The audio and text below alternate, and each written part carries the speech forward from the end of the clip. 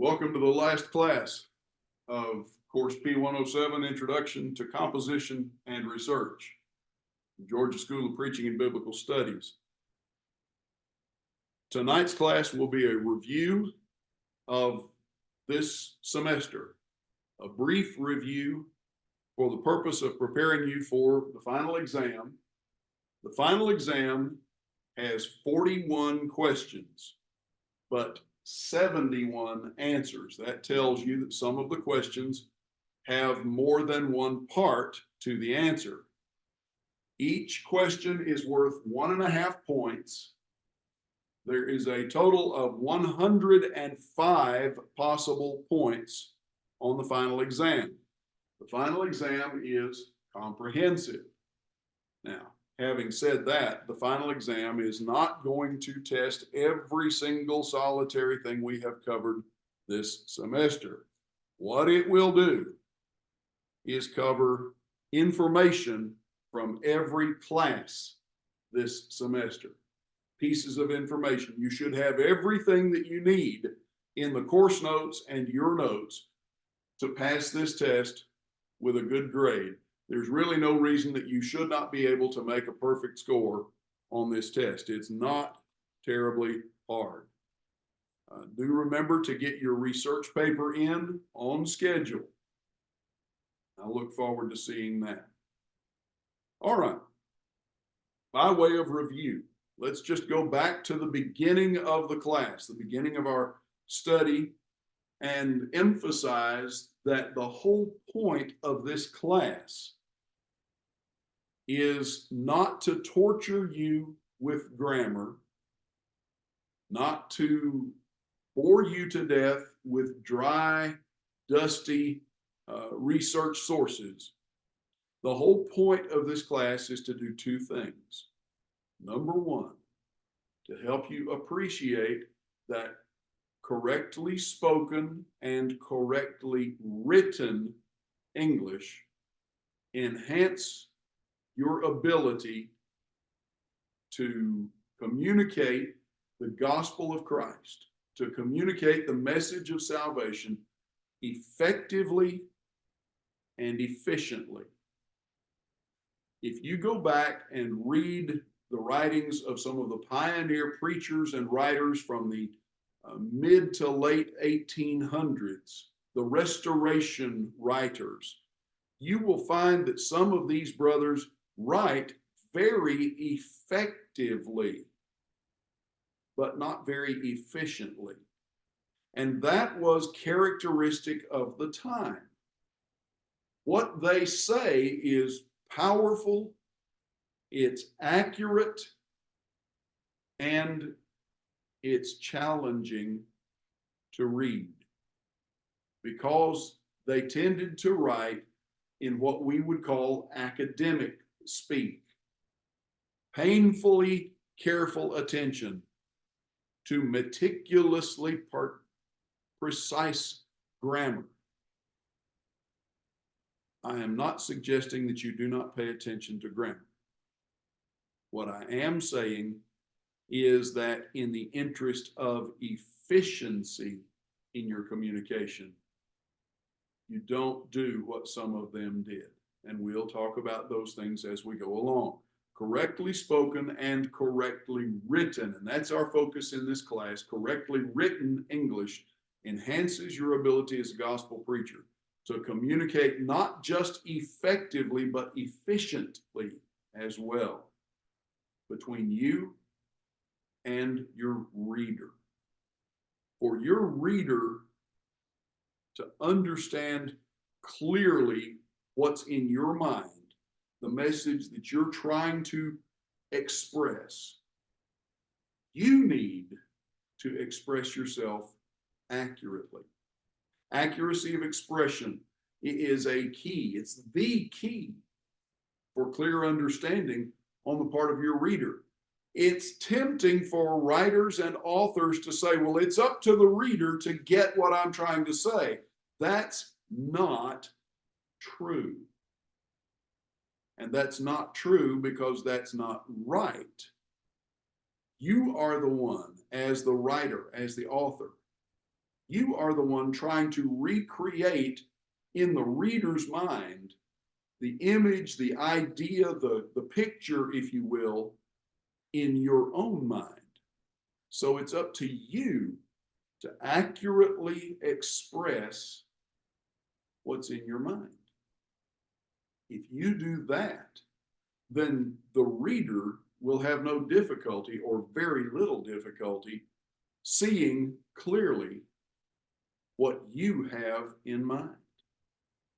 Now, particularly in speaking, but in writing as well, there are different vocabularies that we use. And of the different vocabularies, whether general or formal vocabulary or informal language or standard language, professional workplace speech, as it sometimes is called, of all of those are all basically acceptable types of language for writing and for speaking, except you don't want to use non-standard language.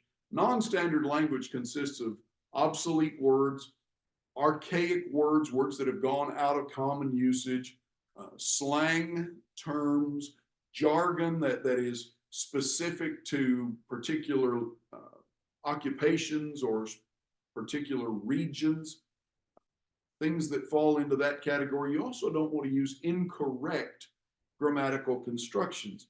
Ain't is not used in proper English except for emphasis sake. And that's not in the normal usage of the language. So when you talk about language or vocabulary that is not appropriate for professional writing, for articulate writing, you would want to exclude what is commonly described as informal or non-standard language. Not simply informal, but non-standard language. All of those things that we talked about. Sometimes it's called hurts to hear it speech. Now, the basic unit of language, both spoken and written, is the sentence. The sentence is the basic unit of language. When we communicate, we speak in sentences. Now, a sentence can consist of a single word. It may be a response, yes, or no, or maybe. Think of the way God answers our prayers sometimes. When we pray, what do we expect God to do? We expect God to do the thing that we're asking, the thing that we're desiring. In a manner of speaking, we expect God to say yes when we pray. But sometimes God's response to our prayers is no. That one word response is a legitimate sentence. Sometimes God's response might consist of later or maybe. And even in those cases, that one word response would form a complete sentence in its own right. But ordinarily, normally, in the course of writing, a sentence, the basic unit of language, a sentence expresses a complete thought. Now, those one-word responses express a complete thought, but it's a complete thought in response to some other stimulus, some other question, or some other statement. Normally speaking, a sentence expresses a complete thought by combining a subject and a predicate, or an actor and an action, a verb, an action word. Speech can express a great deal with a single word. Writing, on the other hand, writing depends almost completely on complete sentences. Unless you're writing dialogue, writing depends on constructing complete sentences. And a regular sentence, a full sentence, has two basic parts, the subject and the predicate, or as I said a moment ago, the actor and the action. Take away one or the other, and you have what's called a sentence fragment, an incomplete sentence. The subject is the part of the sentence that identifies who or what is doing something. The predicate, the action part of the sentence, gives us specific information about what the subject, the actor part, is doing: running, walking, talking, sleeping, etc. The predicate is the verb, the action word part of the sentence. Without an actor and an action, normally you do not have a complete sentence. And especially in writing, you would not have a complete sentence because there's not enough information without both of those parts to present a complete thought under normal circumstances. A sentence can be as brief as a single word. It can run on to 100 or more words. I don't recommend 100-word sentences. But that 100-word sentence, or a 15-word sentence for that matter, a 10-word sentence, may very well actually be a compound or a complex sentence. And you may remember we talked about compound and complex sentences. Compound and complex sentences are not the same thing, but they're formed in basically the same way. Compound and complex sentences are created by joining two or more clauses. That is, pieces that could be made into independent sentences in their own right, joining them together in one sentence. You may remember the illustration we used about the second or third week of this semester, joining together simple two-word sentences. Dogs run. Rabbits hop. You have two complete independent sentences: a subject, dogs and rabbits, and run, the predicate, the verb, the action part of the sentence, and hop. Dogs run, complete sentence. Rabbits hop, also a complete sentence. Put those two together in a sentence. There are various ways of joining them into a single sentence. Rather than reading like a first grade grammar book, a first grade reader, see spot run, now we join these two first grade sentences together and we make a second grade sentence. Dogs run and rabbits hop. Or we can use a contrasting conjunction. That word and is called a coordinating or a coordinative conjunction. It joins things of equal rank or equal importance. We can also join those things with a contrastive conjunction, the word but or yet. Dogs run, but rabbits hop. Yet would be a little uncommon construction there, but it still is not grammatically incorrect. We could also use punctuation in place of that conjunction word, and or but. Use a semicolon, a comma with a dot over it. Or you could even be very formal and use a colon, but that's a little bit formal for that kind of sentence. Dogs run, colon or semicolon. Rabbits hop. Dogs run, but rabbits hop. So on we go. Now, the difference between a compound and a complex sentence. You make a compound sentence by joining what would be two or more simple sentences if they were separated. The clauses of a compound sentence are roughly equal. in value. They could stand alone. Either one of them or both of them could stand alone if you broke the sentence in half. Dogs run and rabbits hop. Dogs run, rabbits hop. We're talking about how animals move, roughly equal in importance. A complex sentence also joins two or more clauses together. The difference between compound and complex is that where the parts, the clauses, the sentences of a compound sentence are equal or roughly equal in value and weight and importance.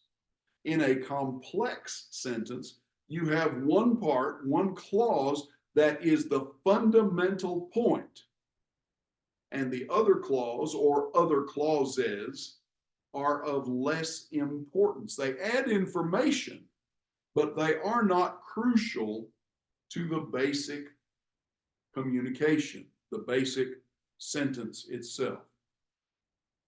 Dogs bark loudly.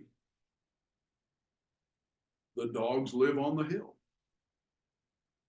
The dogs that live on the hill bark loudly. Well, what's the main point? The dogs, they're loud. Dogs bark loudly. The subordinate clause, the less important information is they live on the hill. Now we can turn that around. The dogs that live on the hill bark loudly. But still, what's the focus? Even though we have reversed the order of the actions, the focus is still on the barking dogs, not where they live. So, a sentence should express a complete thought. Here's the fault or the error in a sentence fragment. A sentence fragment does not express a complete thought. The challenge for you as a writer is not simply to hear the thought in your head, but to hear the thought in your ear as well, which is why it pays you to read out loud what you write. Or better still, have someone else read it out loud to you, or for you at least. Because those sentence fragments, those parts that you hear in your head and have joined in your head to another sentence, making a compound or a complex sentence, those things that you have written incorrectly as sentence fragments, incomplete sentences, those will stand out when someone else reads them to you. Now, a full sentence contains at least one subject predicate sequence, one independent clause. You can make compound sentences out of more than one. You can make complex sentences out of more than one, as long as you join them correctly, accurately. There are three common errors in writing in English that you need to avoid. Error number one, and probably the most common grammatical error the average English writer makes, is what's called a number conflict. And that is a conflict in form between the subject and the predicate, between the actor and the action. When you have a single actor, one person, one dog, one rabbit, what have you, you should have a singular, single person, singular verb form, not plural. Verbs come in singular and plural forms. You don't say, I are. You say, I am, because am is a singular verb form. It speaks of the action of one individual. Are, A-R-E, is a plural verb form. It speaks of the action of more than one individual together. We are. Not we am, not I are. I am, we are. A subject should agree in number with its verb. The men have, men, plural, more than one man, have a plural verb form, arrived, not the men has arrived. You don't say the men has come. Now, English is an inconsistent language. What do I mean by that? The English verb to be is not consistent with most other verbs, because you might say, I have arrived.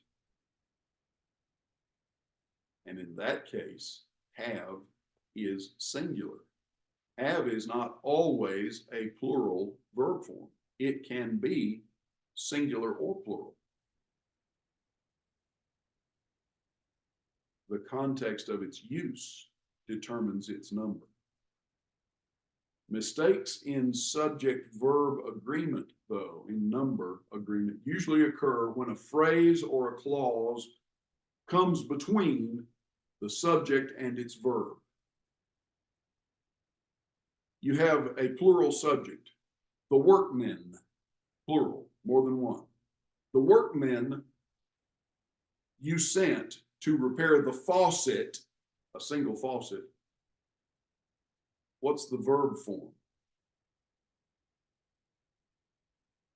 The workmen have arrived. The faucet has no part of that. The faucet is the subordinate clause. You have a complex sentence here where the primary thought is the workmen have, plural men, plural verb, have arrived. A singular object, the faucet, has nothing to do with the verb in that case. A collective noun, however, takes a singular verb if the group is a unit. If the individual members of the group are being considered separately, then you use a plural verb. So we have a group of workmen, a group of construction workers.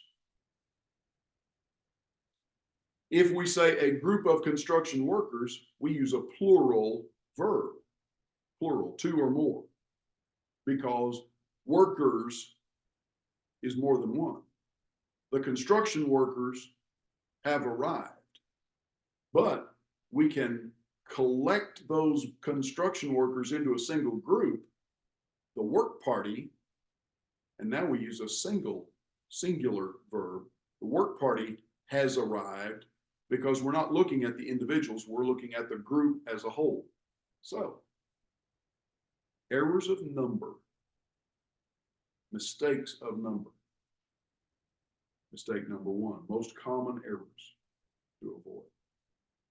Most common error number two, and this gets back to that academic speak that I was talking about a little while ago when we were talking about pioneer Restoration era preachers in the late 1800s into the early 1900s.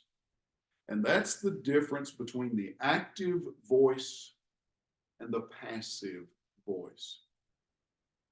Now, the difference between active and passive is the difference between the actor in the sentence doing something and the actor in the sentence having something done to it. In other words, the actor actually becomes the object of the sentence. Ordinarily, Now, there are some circumstances where the passive voice should be used, and it's not grammatically incorrect. It's just tedious to read if it's used frequently. Normally, the general rule is use the active voice for clarity of expression. And an illustration of that is to say, I took the book. I'm the subject. Took is the predicate verb, the action word, and the book is the direct object of that sentence. I took, active form. Now, if we want to make that passive, we say, the book was taken by me. Now, I am still functionally the subject, the actor in that sentence. But what's happened? The book has become the focus. The verb applies to the book, but the book is not an active participant. The book is a passive participant. I become the actor, even though I'm in the predicate. As much as possible, use the active form, the direct, short form. Error number 3. Error to avoid. Problems with number, disagreements, conflicts in number between subject and verb. Number 2, active versus passive voice. Number 3, overly formal sentence structure. Robert Gunning, who's an authority on the subject, wrote, if a reader doesn't understand what you write, he's dumb, in the slang sense of that word. But in the proper sense, if the reader misunderstands what you write, you, the writer, are dumb because you have failed to communicate. Good writing goes beyond merely recording facts. Writing must communicate those facts to the readers. So, don't structure your sentences in awkward ways. Keep it simple. Keep it direct. As much as possible, keep it short. And when it's not short, make sure that it's clear. Now, in your class notes, there is a list of 10 principles of clear writing. I'm just going to read over those. I'm going to tell you, you need to be familiar with those. What I just said, keep sentences short.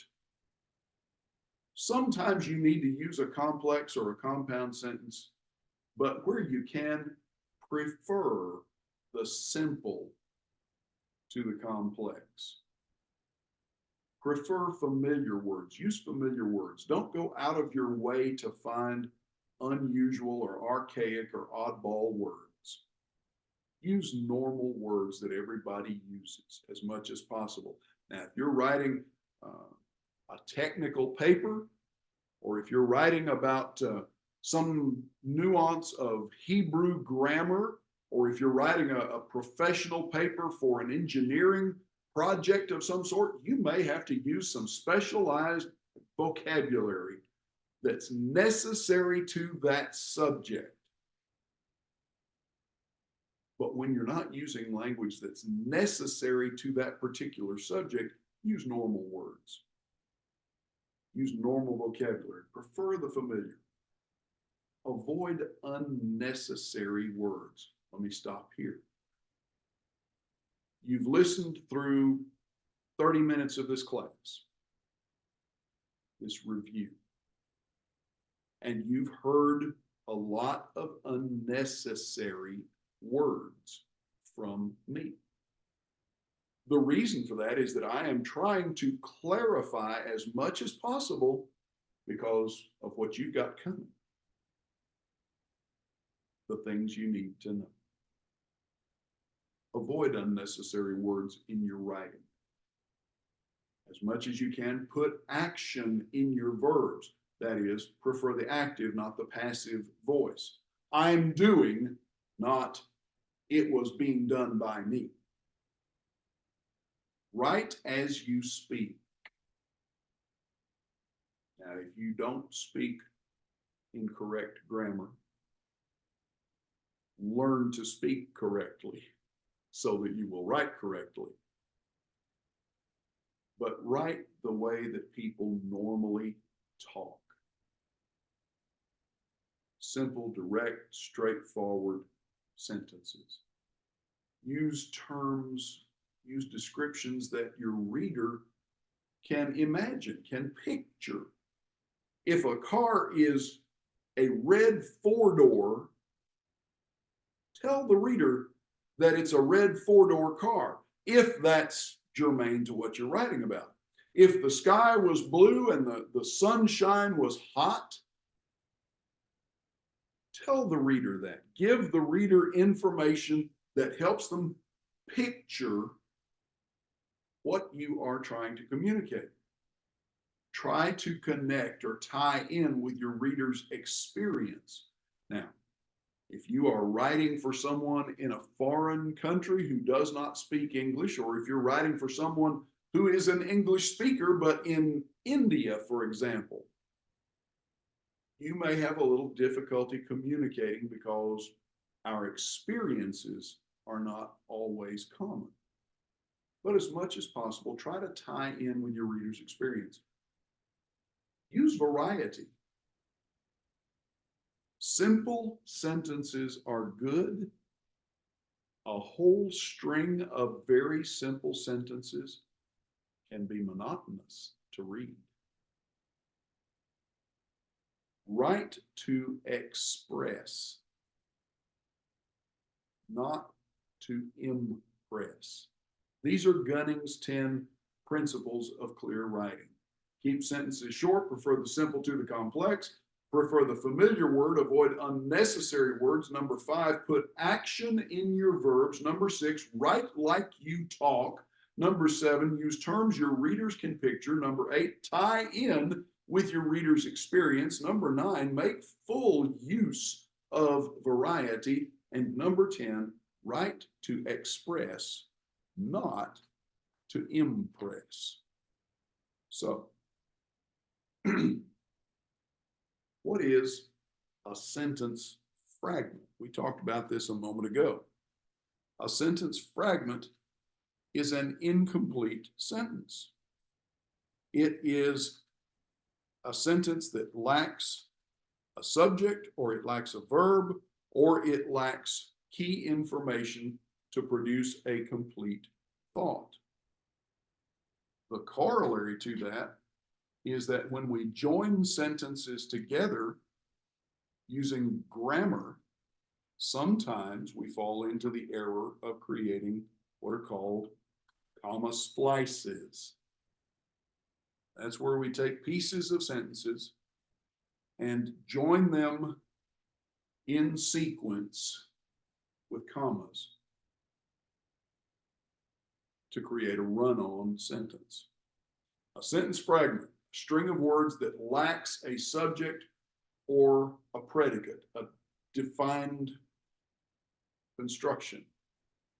A string of words that has a subject or a predicate, but is made something larger by the presence of relative pronouns, who or what or which, or a subordinating conjunction, because, when, if, things that don't belong there, or they provide a key to missing information. They say there's something missing here.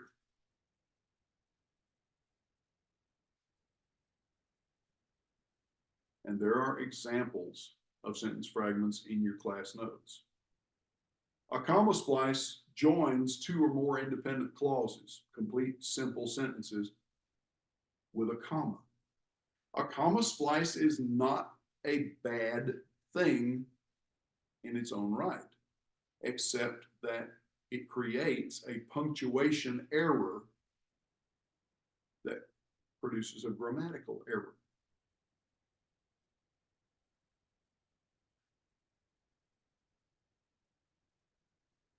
Comma splice joins two sentences that need a comma without the comma. We're not allowed to think for ourselves. That privilege is reserved for our teachers. You've got two separate sentences there that need a comma. A run-on sentence is like a comma splice, except that it joins independent clauses, simple sentences, without any connecting word or any connecting punctuation, be it a comma or a semicolon, the words and or but or because or which, words that should join these ideas, these thoughts, to make a complete sentence. Now, enough for the moment of fundamental grammar. Let's move on from the composition to the research part of our final. We may come back and talk about some of the other things yet again. The reason that this class exists is because one of the basic assignments of most courses in the Georgia School of Preaching and Biblical Studies for credit students is the preparation of what we commonly call a term paper or a research paper. For most classes, that will run about 10 pages of text, about 15 pages total length. Some classes will take more, some instructors will require less, but it is a formal presentation of what you, the student, have learned in studying about, in researching some particular subject or passage of the Bible or topic assigned by your instructors. And in most classes, you have to prepare one of these research papers. The purpose of requiring a student to write manuscripts or research papers like this is to demonstrate what you have learned about this particular theme or topic or subject. It's not to persuade your teacher. It's not to preach a sermon. It shows that you've learned to organize your thoughts, to organize the information that you've acquired, and to digest it and then present a summary of it with conclusions in an orderly way. Now, there are two pitfalls that I cannot overstress in researching and preparing a term paper. Pitfall number one is plagiarism. Plagiarism, simply put, is theft of other people's work. Someone else has done the research, someone else has done the study, someone else has learned. If you take their information, copy it down either word for word or substantially in the same order, in the same basic word structure, and pass it off as yours, you have just stolen someone else's work. That's theft. It's cheating.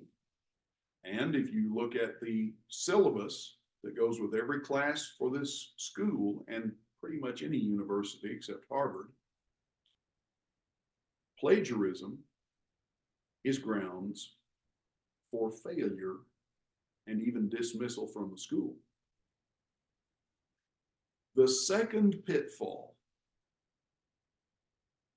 to avoid plagiarizing, avoid stealing somebody else's work, and avoid excessive quotations from other people's work. Now, excessive is a relative term.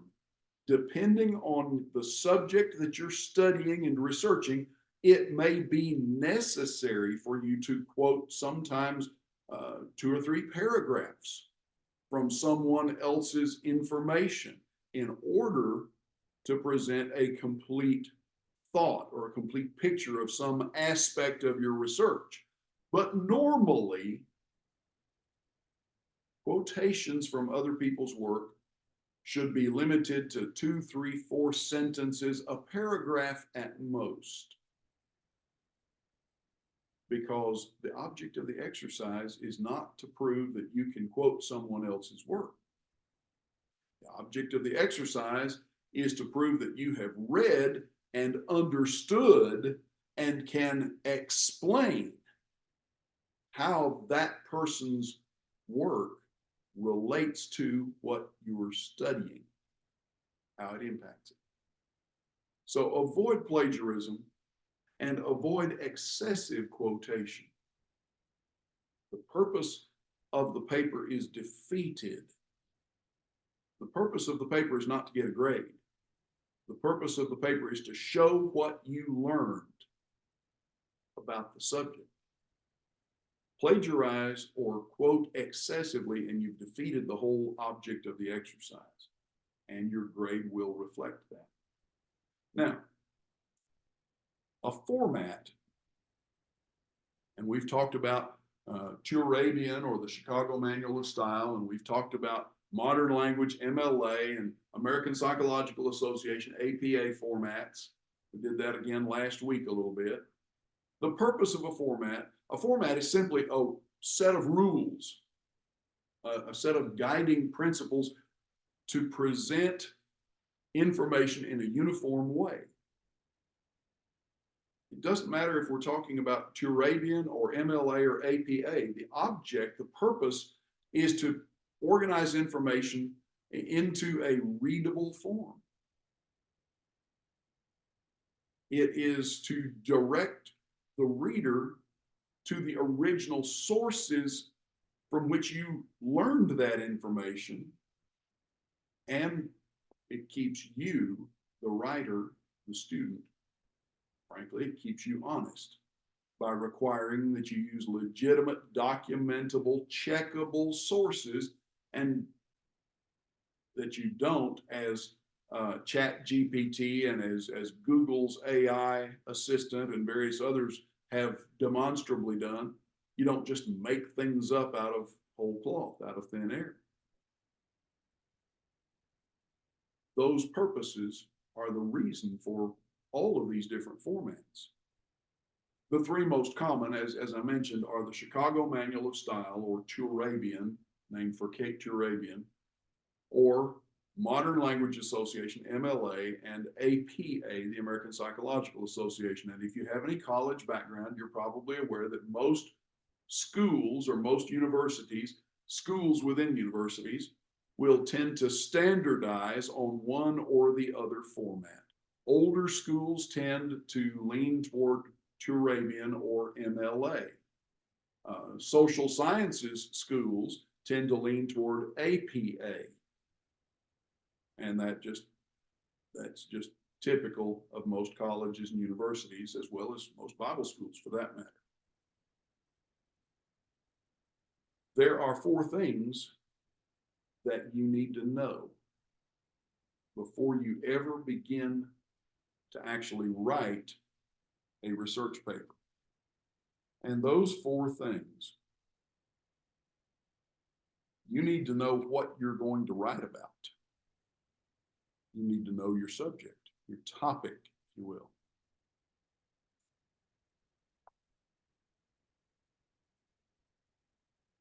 You need to know, before you can write, what information is available, what you have discovered that relates to that topic. Now, as you research, as you study, as you read, as you look for sources, you may find sources of information that relate to your subject, but they're not germane. They don't bear on the particular thing that you're studying.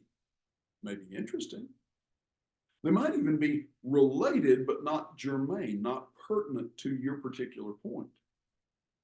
So you need to know your topic, and you need to know what information you have available that's actually pertinent, that actually relates to your specific focus. Number three, as you begin to read, study, learn, assimilate all this information, you have to figure out, what do I want the reader of this paper to know about this? In other words, where does this information that I've discovered, that I have found and read and digested, where does this take me? And number four, what conclusion does this lead me to draw? What conclusion makes sense based on this information? What's your topic? What information have you discovered? What are your sources? And what do they tell you? What does a reader need to learn from this? And what's the conclusion? 4 basic points. 4 keys that you need to know before you actually sit down and put pen to paper, or in the modern world, fingers to keyboard. Or maybe in the really modern world, speech to text. But you'll have to clean that up, I guarantee. 4 basic kinds of references that you, writing materials, writing term papers for the Georgia School of Preaching, will typically utilize to prepare your term papers. Typically, you'll go and look in the church library if you're a member of a congregation that has a library, or maybe you'll borrow something from the Piedmont Road Church Library or the Georgia School of Preaching Library, located also at Piedmont Road, the Piedmont Road congregation. 4 basic types of information, kinds of information available in a church library. Number 1 would be linguistic information, and that can be English, that could be Greek, that might be Hebrew, it might even be Aramaic or Latin. Books that explain the meanings of words, dictionaries, lexicons, thesauri that compare words, and the historical uses of those words, concordances, and so forth. Number 2, contextual references. Books that give information about the use of these particular words in this particular setting. Words have different meanings based on their usage, based on their setting. I think we used the example several weeks ago of the simple little 3-letter English word hit, H-I-T. Depending on the context, that word has a wide range of meanings. We can apply it in a sports context to baseball. We can apply it in a theatrical context to a play. We can apply it in a newsworthy context to a violent act. We could even apply it in a mechanical context to a motor. It hit on all cylinders. Context will determine the meaning of the word. And contextual references help us understand how words are used in a particular setting. That would also include books like commentaries and topical studies and so forth, like of that sort. It's not only about words, but about contexts and about circumstances and situations and things of that sort. A third category or type of book you'll typically find in the average church library, which is probably where most of your sources will come from, would be historical references, Bible encyclopedias particularly, but encyclopedias generally, archaeological books, history books, books written by early Christians, things of that sort.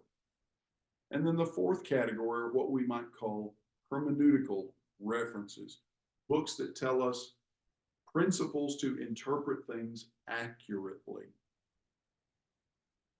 You can take any verse in the Bible and make it say something that contextually it does not say, simply by lifting it out of its context, try to make it stand alone. There is no single verse of the Bible that stands entirely alone, because it is part of something larger. So to understand it accurately, you have to understand it in the context of that something larger, which is the Bible. So, basic kinds of references. Some keys to clear writing and accurate expression. 3 keys for clear writing. Things that you need to know here.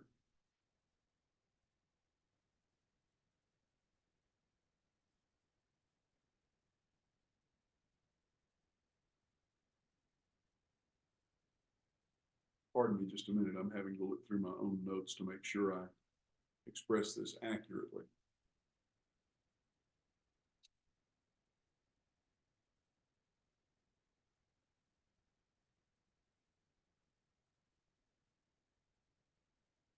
Concision,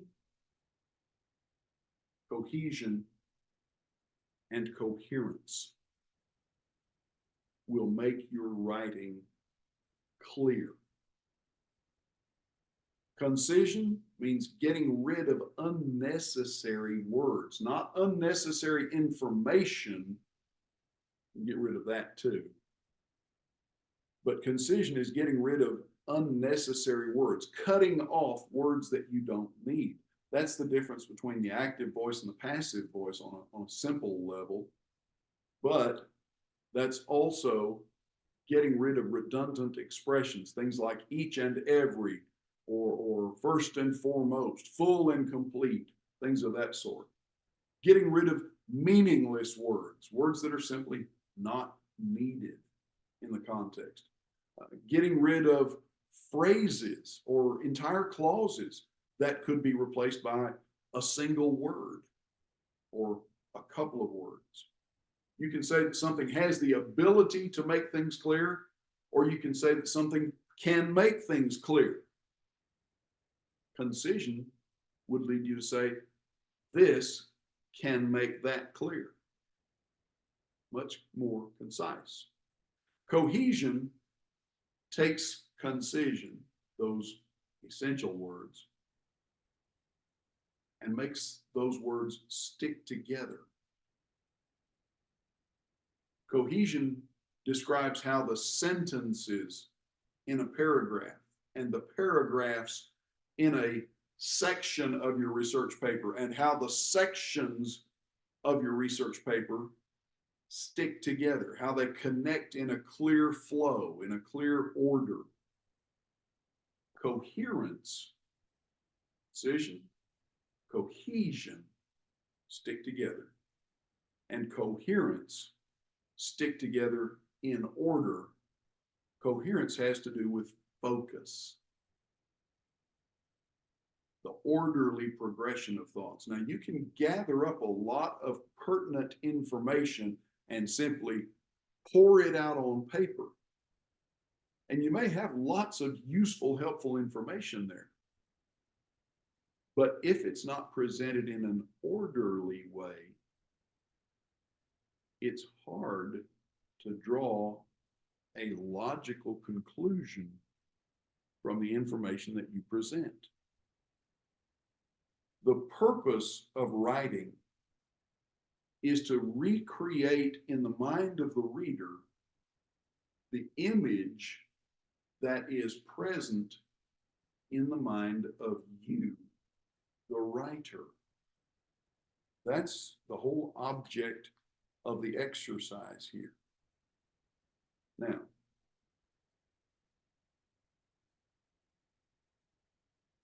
turn the page.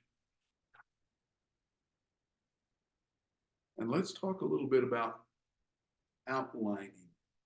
We've talked about outlining in several different scenarios, several different situations in this class. And I want to begin by talking about outlining Bible classes and sermons. Being that this is the Georgia School of Preaching and Biblical Studies, you as the student may very well produce both sermon outlines and Bible class outlines. And the basic difference between a sermon outline and a Bible class outline is the difference between a monologue, which is one person speaking to others, and a dialogue, which is communication back and forth. A monologue is a one-way continuous message from speaker to audience. A dialogue is a two-way communication, give and take, between the speaker and the students. So the difference between a sermon outline and a Bible class outline is the difference between a body of information that you have prepared to present to people who will listen. A Bible class outline is information that you have prepared in which you may take questions or comments that relate to that information.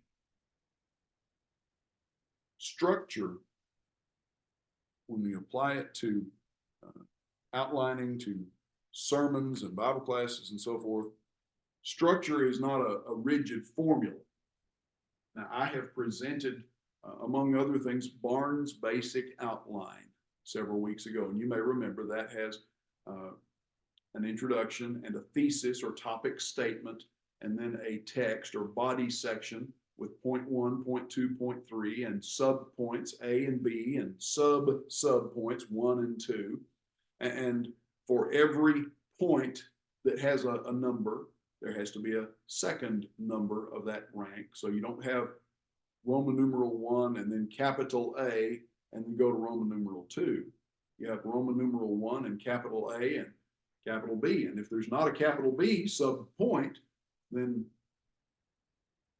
capital A is just part of Roman numeral number 1. You don't break it down any farther than that. But structure is not about rigid organization, about rigid formula. Structure is about orderly, logical presentation of information.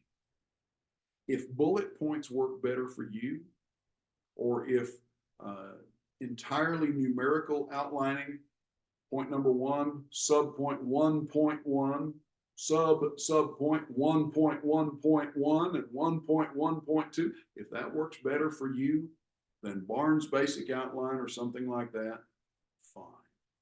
The object of the exercise, the basic purpose of structure in any presentation, be it a sermon, a Bible class, or a research paper, or even simply a weekly assignment. The purpose of structure is to present information in an orderly, logical way. That's the point. Now, the three main parts of any lesson outline, if you remember the fish diagram, you have the head and the body and the tail, or you have the subject, that's the head, and then the substance, that's the main part, the body of the fish, and then you have the summary or the tail of the fish. That puts the information in order. Now, from a preacher's standpoint, preacher's perspective, you ought to keep a seed file. Brother Tom Holland writes about this in his book, Sermon Design and Delivery. It's well worth having, by the way. It's footnoted in the class notes. It is still available. And a seed file serves three basic purposes. It serves, or three benefits really. It allows you to store up information. It allows you to hold on to ideas. that can be presented, developed and presented in sermon form. Three main reasons that Holland gives are because, number one, men are called to preach by the call to become a Christian. Or in other words,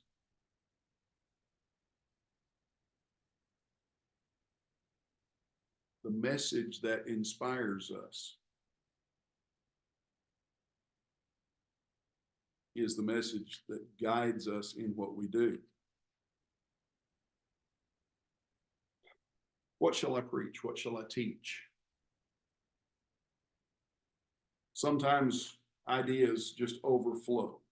By saving those ideas when they do, you have adequate time to study and prepare and learn about things. That's practical reason number one.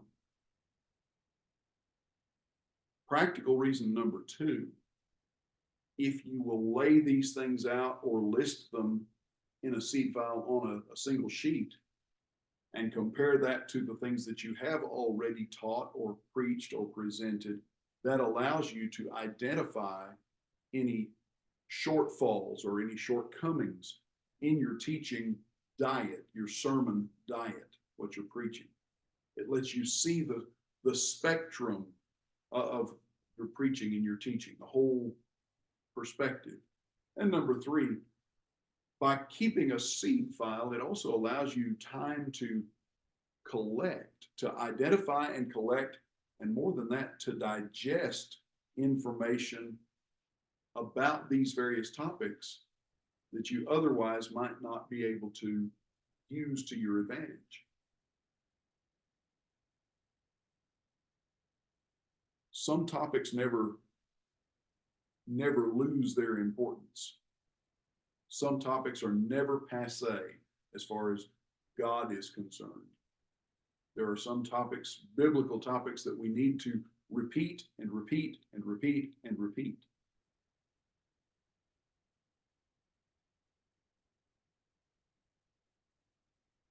First principles are never inappropriate.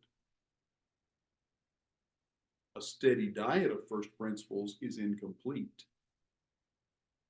But even the Apostle Paul said, I write these things not because you don't know them, but because it's safe for you. It's good for you.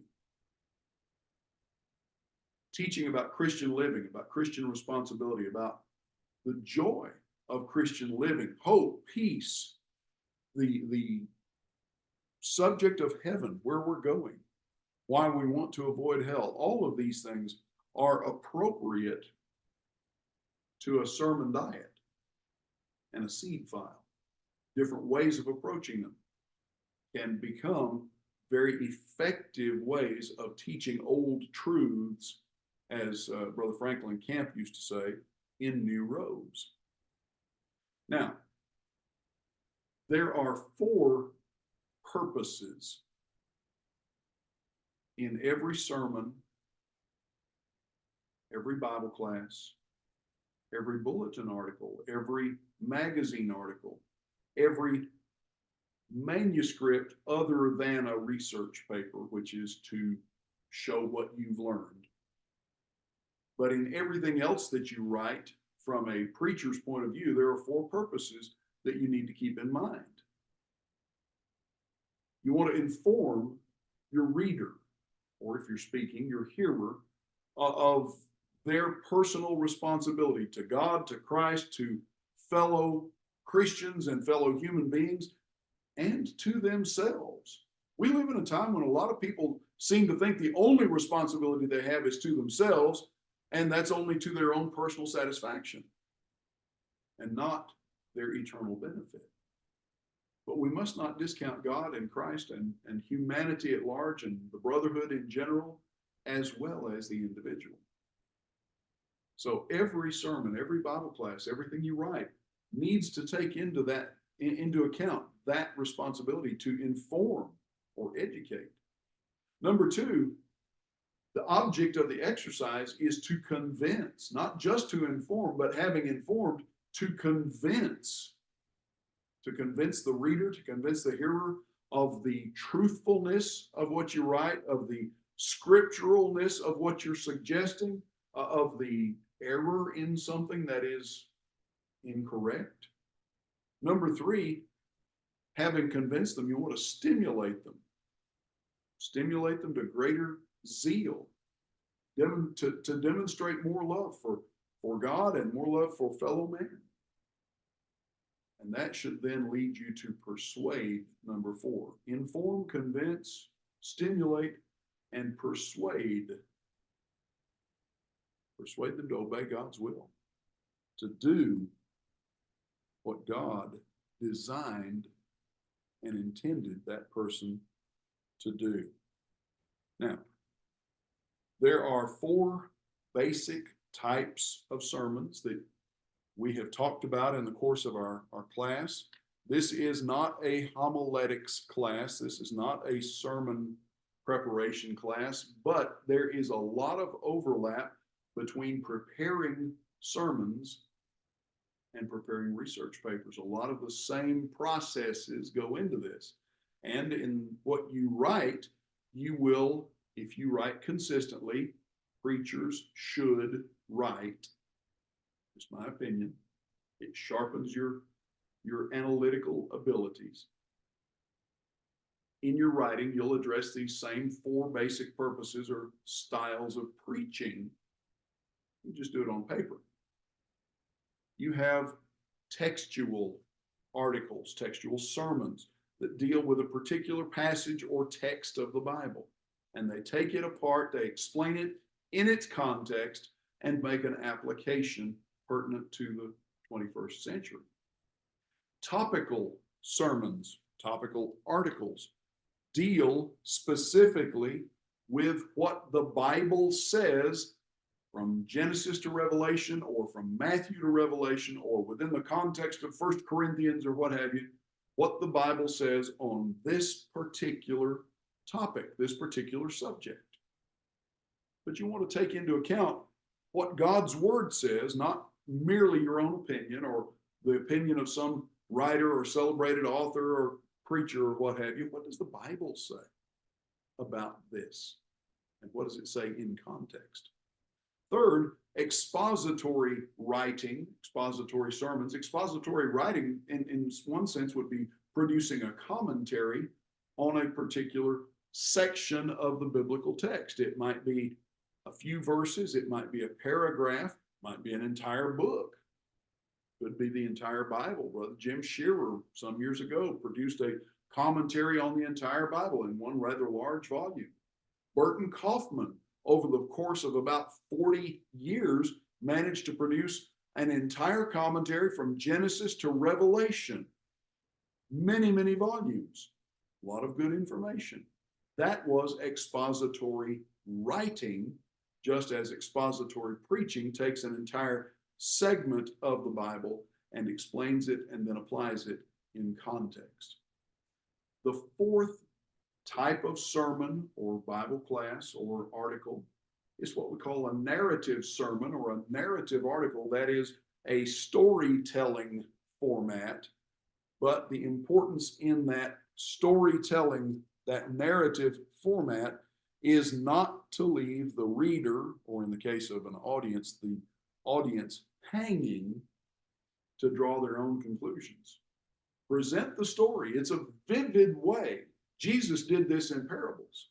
It's a vivid way of holding people's attention and getting them to see a particular point, but don't leave them hanging. Jesus could leave them hanging because he told parables to determine what the condition of people's hearts was. Your job is not to determine the condition of people's hearts, but to present gospel truth. Therefore, draw the conclusion. Do not leave your reader hanging to make up their own conclusion to what you've written.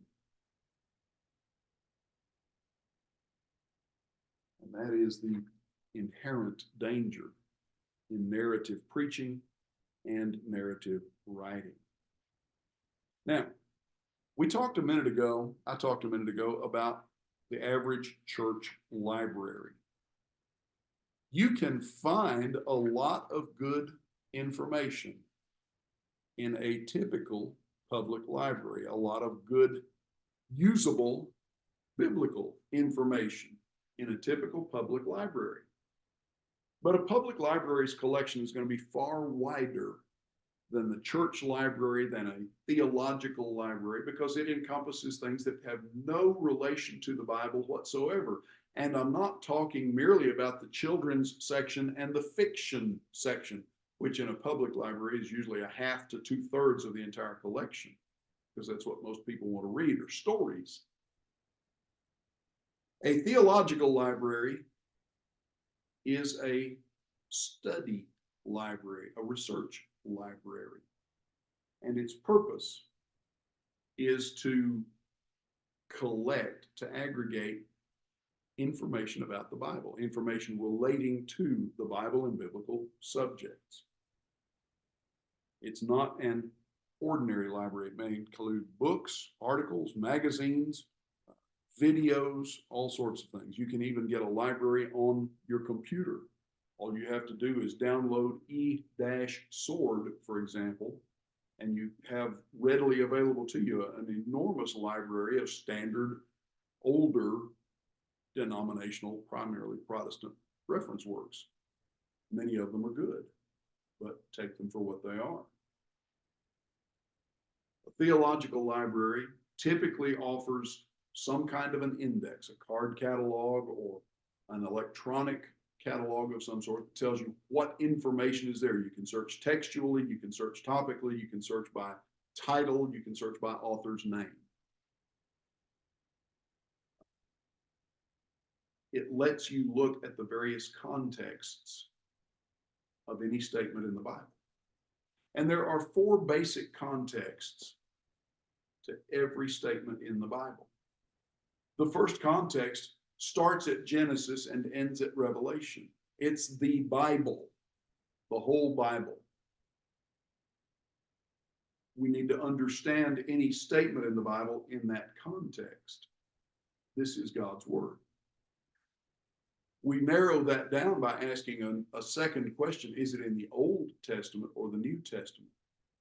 Does it come before Christ entered the world or after Jesus entered the world? Number 3, what book of the Bible is that passage or that statement located in? Is it in the gospel written by John? Or is it in one of John's brief little letters, 1st, 2nd, and 3rd John? Is it in the Revelation?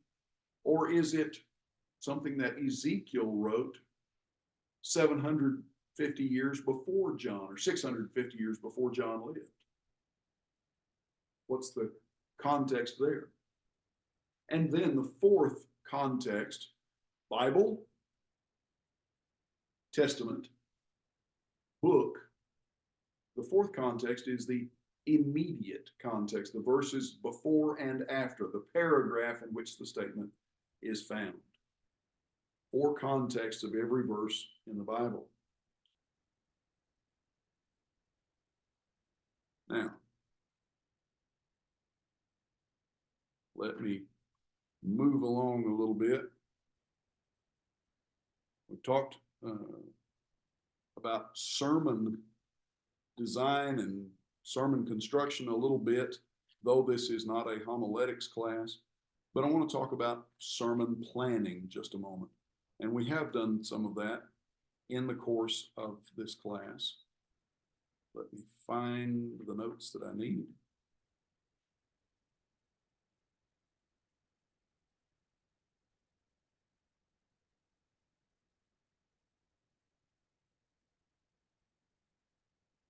Bear with me. There we go.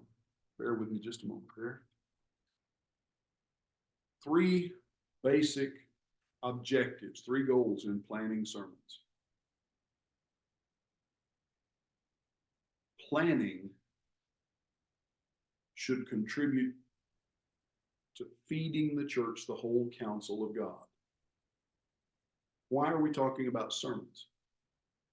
Because this is the Georgia School of Preaching.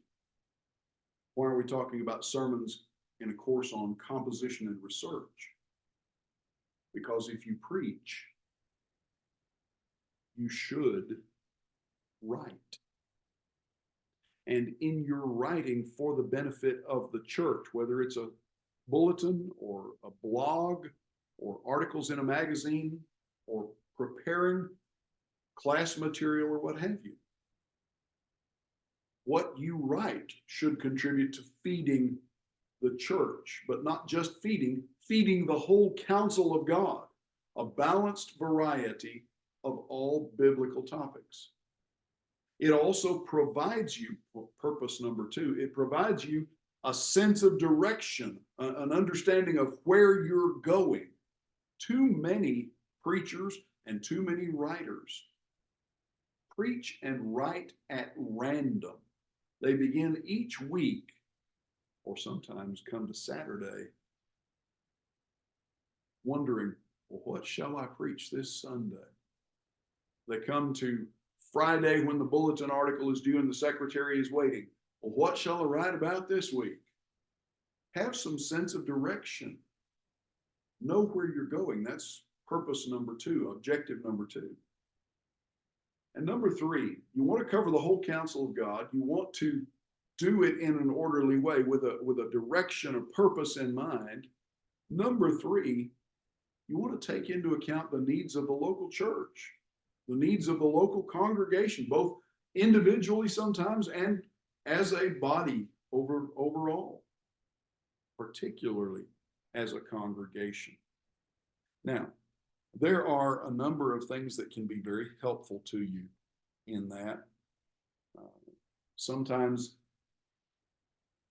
by picking out a theme, you can produce a series of lessons, be it in print or in the pulpit, on that theme that will help the body grow, that will help the church mature and be strong. And that's the object of the exercise as far as your relationship with the congregation is concerned. Now, you might, in that thematic writing or preaching, direct the congregation toward a particular goal, evangelistic outreach, for instance, or maturity in the faith. You might write an entire series of lessons on fundamentals of the faith. That's one of the aids that you can use in this preparation, in this planning process. You might write or preach or teach in series, a series of related subjects, a series of related passages, a series of related characteristics. You might plan your writing and your teaching, your preaching based on the calendar.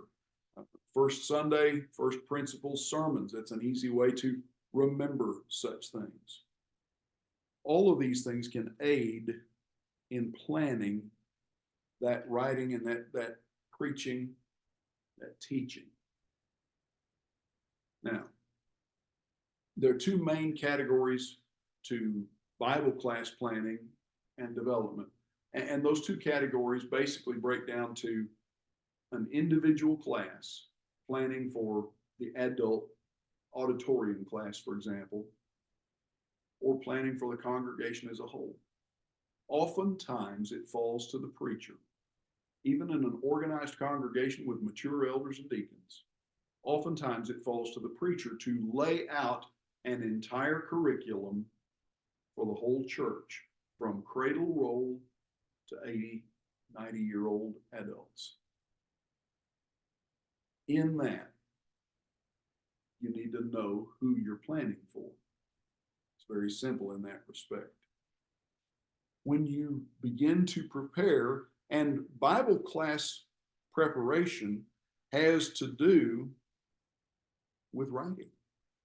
Or maybe I should reverse that and say writing is part of Bible class preparation. And so there are 3 basic questions that you need to answer before you sit down and put pen to paper and begin to make notes about what you're going to prepare. Question number 1, how much time is this curriculum going to cover? Are you planning for 1 quarter, 12 weeks? Are you planning for a year, 4 quarters? Are you planning for 5 years? How much time are you mapping out?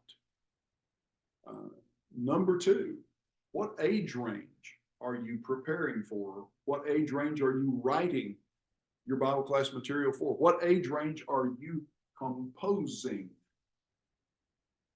to teach? Your material is going to be different for 6 and 7-year-olds than for 60 and 70-year-olds. It's going to be different for young adults than for adults with children, growing families. Different ages, different experiences, different needs, and different purposes. What sort of material are you going to prepare? Is it only the biblical text that you will cover? Is it topical rather than textual? Or will it incorporate both? Variety of questions that need to be answered. Once you've answered those questions, then you can actually begin to prepare those articles or those class lessons. Well, what's the basic goal? The basic goal in preparing Bible class material, Bible class curriculum, is to provide an accurate, thorough presentation of information. Provide accurate information logically in an orderly way so that the student can understand it and apply it in their own lives. As you can see, you've been paying attention. The final exam will not include detailed questions about formatting. I'm not going to ask you explain the difference between a bibliography and a works cited page in Chicago Manual of Style format versus American Psychological Association format. I'm not going to ask you to explain why MLA and APA discourage the use of footnotes and endnotes, or why APA presents information in author work format versus author date format, or notes in bibliography format. That information, unless you are going to specialize in professional technical writing, that's not something that you need to be able to just regurgitate on the spur of the moment. You can always look that up. It's important to use the format correctly, whichever format you choose or whichever format you're required to use. It's important to use it to apply it correctly, properly. Far more important is understanding why you use it and the object of the exercise. That's, in short form, a little over an hour, a review of what's on the final exam. Thank you for taking this class. I hope that it has been helpful and useful to you, that you can apply the things that we've covered and that they'll be useful in your continued work. Good night.